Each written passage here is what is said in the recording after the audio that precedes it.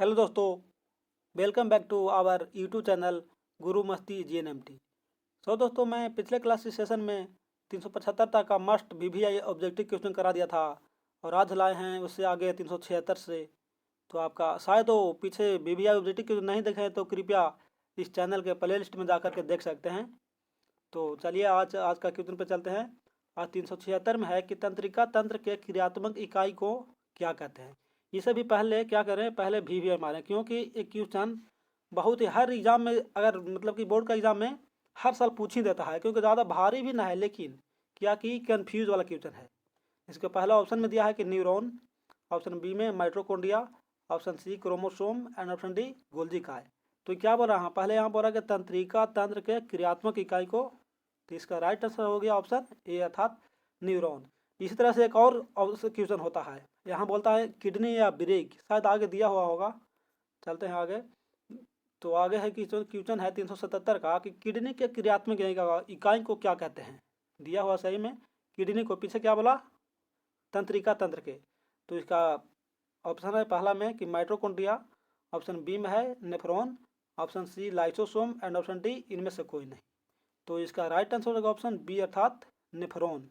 Kidney के क्रियात्मक इकाई को नेफ्रॉन कहा जाता है और तंत्रिका तंत्र के क्या, तंत्रिका तंत्र को न्यूरॉन कहा जाता है, न्यूरॉन। तो चलते हैं आगे। आगे बढ़ा कि मनुष्य के शरीर में कुल अवशेषी अंग कितने हैं। ऑप्शन ए में हो गया 100, option B 200, option C 500 and option D 700। तो इसका राइट आंसर हो जाएगा ऑप्शन ए अर्थात 100। क्या मनुष्य के शरीर में कुल अवशेषी अंग की संख्या 100 है। चलते हैं आगे। आगे बढ़ा कि मनुष्य के शरीर में अमीनो अम्ल कितने हैं। ऑप्शन ए में 35, option B 20, option C 15 and option D 25। तो इसका राइट आंसर हो जाएगा ऑप्शन बी अर्थात 20 की क्या बोला, अमीनो अम्ल की संख्या मनुष्य में 20 है। चलते हैं आगे। आगे 380 का क्वेश्चन है कि हड्डियों के जोड़ को क्या कहते हैं। हड्डियों के जोड़ को क्या कहते हैं। ऑप्शन ए में है टेंडर, ऑप्शन बी में कंडारा, option C ligament and option D joint. तो इसका राइट आंसर हो जाएगा ऑप्शन सी अर्थात लिगामेंट। हड्डियों के जोड़ को लिगामेंट कहा जाता है। चलते हैं आगे। आगे 381 का क्वेश्चन है कि मांसपेशियों का रंग लाल किसके कारण होता है। मांसपेशियों का रंग, ऑप्शन ए में haemoglobin, option B curcumin, option C myoglobin and option D इनमें से सभी। तो इसका राइट आंसर हो जाएगा ऑप्शन सी अर्थात मायोग्लोबिन। हीमोग्लोबिन तो जानवर कहते हैं क्या होता है, रक्त दिखाई लाल दिखाई देता है।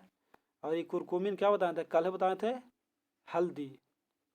कुरकुमिन कारण हल्दी पीला दिखाई देता है और हीमोग्लोबिन कारण लाल, मतलब रक्त लाल दिखाई देता है। और ये बोल रहा है कि मांसपेशिया का रंग, तो ये हो गया क्या राइट आंसर, मायोग्लोबिन के कारण होता है।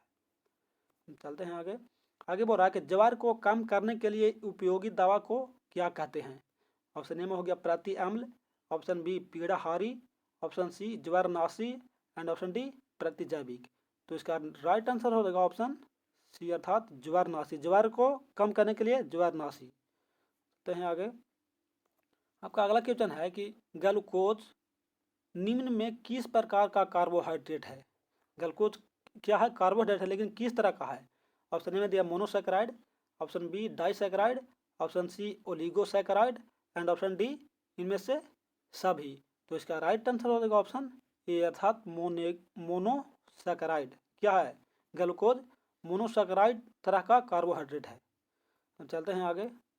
आगे बढ़ रहा 384 का कि जैव विविधता के प्रकार हैं, मतलब कितने प्रकार हैं या कौन सा है। तो ऑप्शन ए में आनुवंशिक विविधता, ऑप्शन बी पारिस्थितिक विविधता, ऑप्शन सी स्पीसीज विविधता एंड ऑप्शन डी इनमें से सभी। तो इसका राइट आंसर हो जाएगा ऑप्शन डी अर्थात इनमें से सभी। कौन, आनुवंशिक विविधता भी, पारिस्थितिक विविधता भी और स्पीसीज विविधता भी, मतलब कि ये तीनों हो जाएंगे जैव विविधता के प्रकार। अब चलते हैं आगे 385 में। 385 चिकित्सा शास्त्र का जनक कौन है। ऑप्शन ए अरस्तु, option B Adam Smith, option C Hecataeus and option D Hippocrates. तो इसका राइट आंसर होगा ऑप्शन डी अर्थात हिपोक्रेट्स क्या चिकित्सा शास्त्र का जनक है। चलते हैं आगे 386 में। 386 का क्वेश्चन है कि वनस्पति विज्ञान का जनक कौन है। क्या बोल रहा, वनस्पति विज्ञान। ऑप्शन ए में थियोफ्रेटस, ऑप्शन बी अरस्तु, ऑप्शन सी इन दोनों एंड ऑप्शन डी इनमें से कोई नहीं। तो इसका राइट आंसर हो जाएगा ऑप्शन ए अर्थात थियोफ्रेटस क्या है, वनस्पति विज्ञान का जनक है। चलते हैं आगे। आगे है कि पुष्प धारण करने वाले पौधों में शर्करा का स्थानांतरण किस रूप में होता है? ऑप्शन ए फ्रक्टोज के रूप में, ऑप्शन बी सुक्रोज के रूप में, ऑप्शन सी सेलुलोज के रूप में एंड ऑप्शन डी ग्लूकोज के रूप में। तो इसका राइट आंसर हो जाएगा ऑप्शन बी अर्थात सुक्रोज के रूप में। चलते हैं आगे। आगे है कि क्लोरोफिल निर्माण के लिए आवश्यक है, मतलब क्लोरोफिल के निर्माण के लिए क्या आवश्यक है? ऑप्शन ए में कॉपर और जिंक, ऑप्शन बी कैल्शियम और लोहा एंड ऑप्शन सी जिंक और बोरॉन और ऑप्शन डी लोहा और मैग्नीशियम।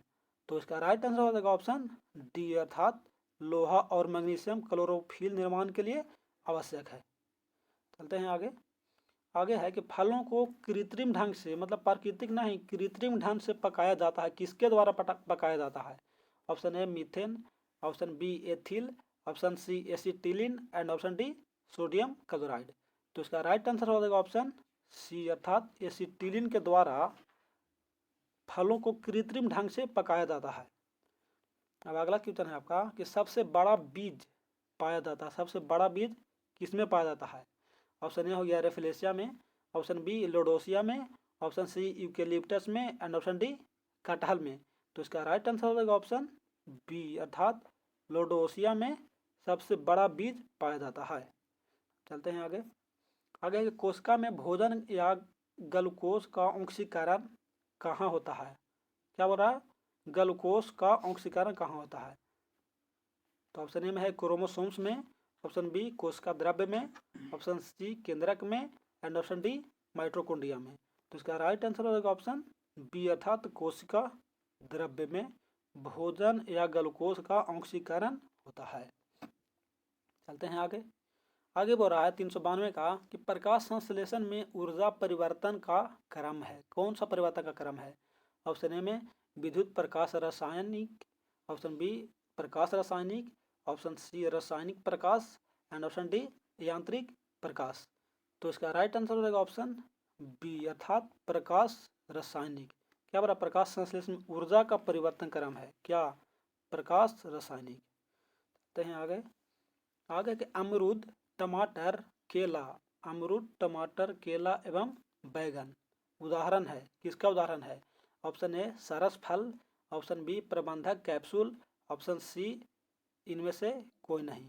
तो इसका राइट आंसर हो जाएगा ऑप्शन ए अर्थात सरस फल का उदाहरण है कौन? अमरूद, केला, टमाटर, बैगन, ये सब सरस फल का उदाहरण है। चलते हैं आगे। आगे है 394 का कि निषेचन के पश्चात बीज का बीजावरण बनता है। पश्चात मतलब क्या होता है? बाद। निषेचन के बाद बीज का बीजावरण बनता है। ऑप्शन ए भ्रूणपोष से, ऑप्शन बी विभाग से, ऑप्शन सी बीजांड से एंड ऑप्शन डी अध्यावरण से।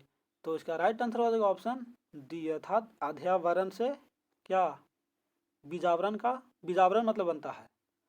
चलते हैं आगे 395 में। 395 का क्वेश्चन है कि सबसे कम पीएच मान किसका होता है? पीएच मान किसका होता है सबसे कम?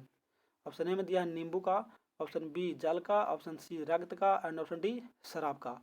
तो इसका राइट आंसर होगा ऑप्शन ए अर्थात नींबू का। और इसे अगर विशेष रूप में पीएच मान देखना चाहते हैं तो कृपया इस चैनल के शॉर्ट वीडियो में जाकर देखें, क्योंकि वहाँ सारा शॉर्ट इस सब का संग्रह किया गया है। चलते हैं आगे।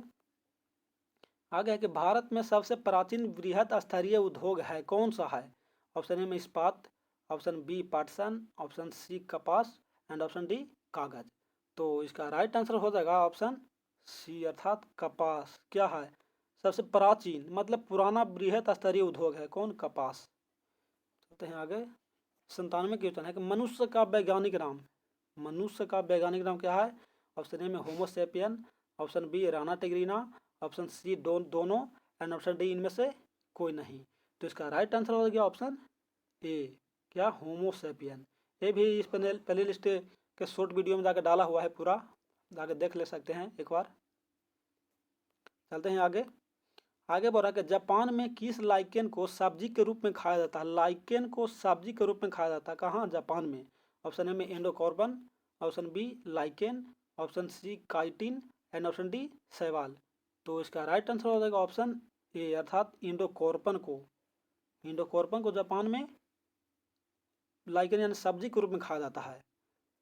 तो आपका अगला क्वेश्चन है कि लाल सागर को लाल रंग प्रदान करने वाला शैवाल कौन सा है। ऑप्शन ए में ट्रैकोडेस्मिया, ऑप्शन बी हेलोटिज्म, ऑप्शन सी ए और बी दोनों एंड ऑप्शन डी इनमें से कोई नहीं। तो इसका राइट आंसर हो जाएगा ऑप्शन ए अर्थात ट्रैकोडेस्मिया। क्या है, लाल सागर को लाल रंग प्रदान करने वाला शैवाल है। चलते हैं आगे। पूरे 400, इसका 400 में क्वेश्चन है कि किस वैज्ञानिक ने जीव द्रव्य को जीवन का भौतिक आधार कहा है। ऑप्शन ए में Huxley, option B Watson, option C Mendel and option D Darwin. तो इसका राइट आंसर हो जाएगा ऑप्शन ए अर्थात हक्सेल ने जीव द्रव्य को जीवन का भौतिक आधार कहा है। चलते हैं आगे बस इंड हो गया आज का सेशन में इतना ही। फिर मिलते हैं अगले सेशन में, तब तक के लिए जय हिंद।